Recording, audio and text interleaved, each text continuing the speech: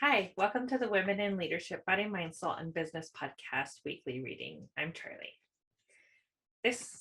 We are currently reading The Path of the Yoga Sutras by Nicolai Bachman, and this week we are in chapter 31, Asteya, not taking from others. The value of a man resides in what he gives and not in what he is capable of receiving. Albert Einstein.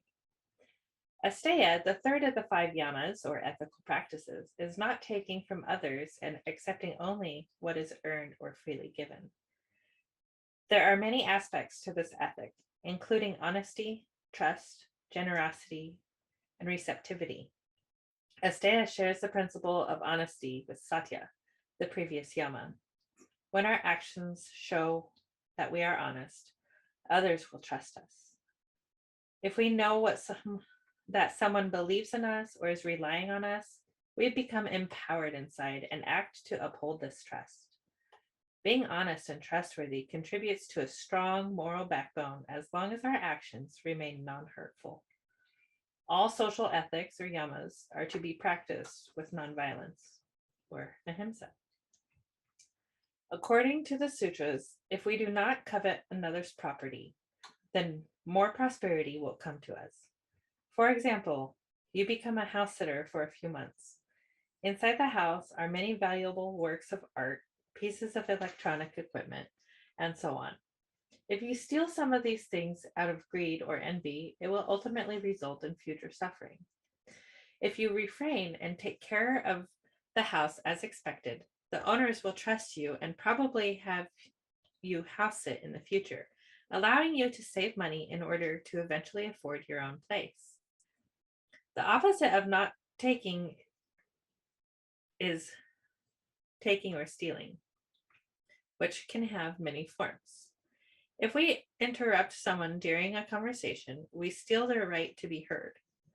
Plagiarizing or taking undue credit for someone else's ideas are also forms of stealing. And most obviously, stealing something from someone. For example, your server at a restaurant forgot to charge you for something you ordered. If you can muster up the scruples to let the server know, you will see how happy she becomes. On the other hand, if you ignore the mistake and pay less for your meal, you might feel a bit guilty. The choice is obvious if you are keen to develop inner and outer happiness.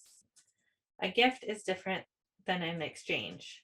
Offering a true gift means there is no expectation of receiving anything in return. The act of giving alone contains within it the priceless gift of making another feel loved.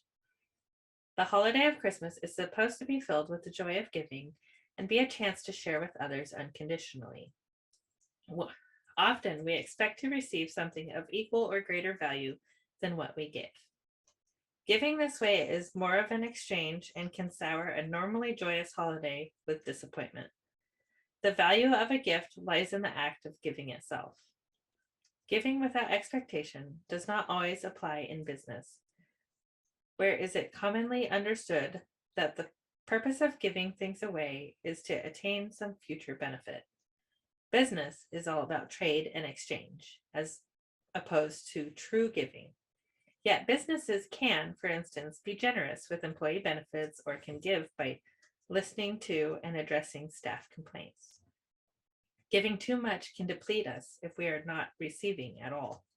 For example, social workers give all day, working every day, and need to replenish themselves in order to continue to give.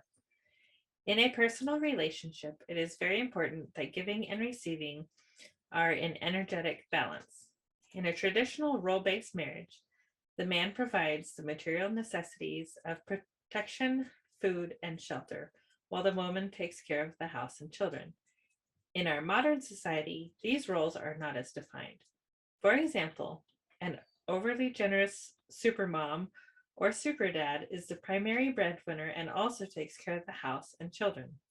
Their partner gives little and receives a lot.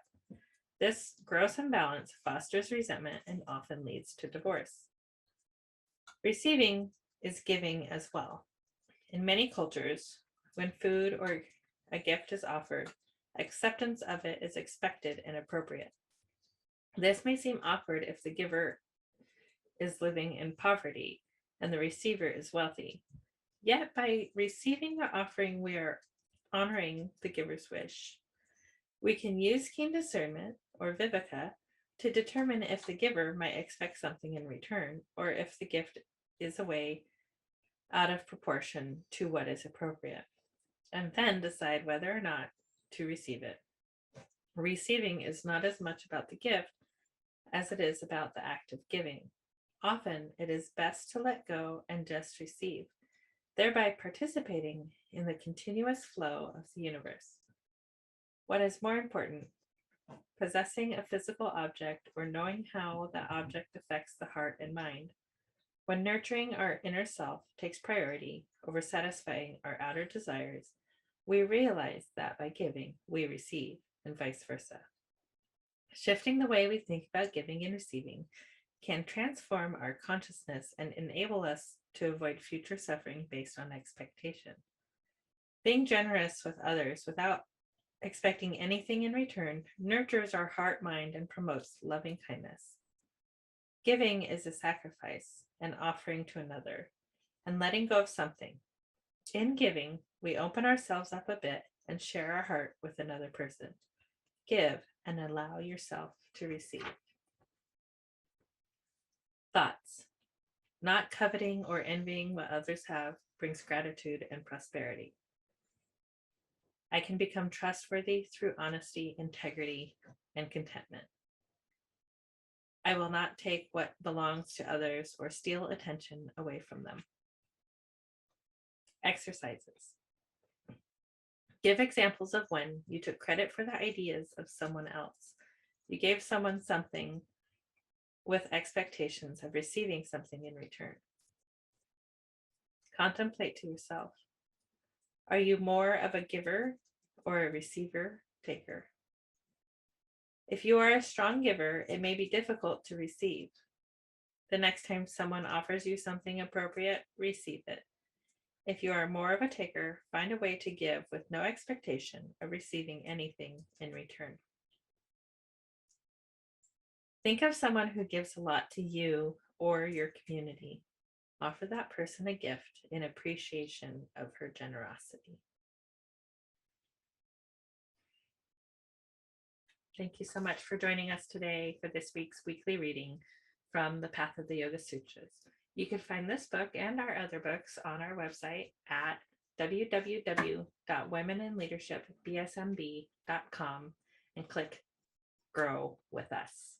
Thank you. Namaste.